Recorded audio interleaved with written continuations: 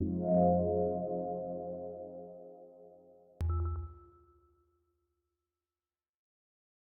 maintenance of the instrument is pretty simple. The first role is to give enough of a charge to the instrument to avoid this instrument to work under stress.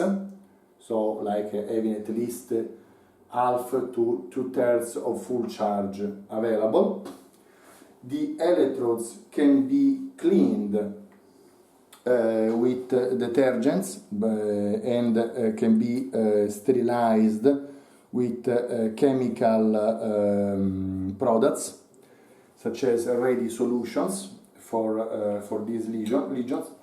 In case of the needles, we will come out with disposable electrodes, so the electrodes will be usable on a single patient, also because they might lose their sharpness over time. And the same goes for the plates that are cleaned with enzymatic solutions and detergents, and then sterilized either chemically or through gas, as is described also in the description of the instrument that we provide.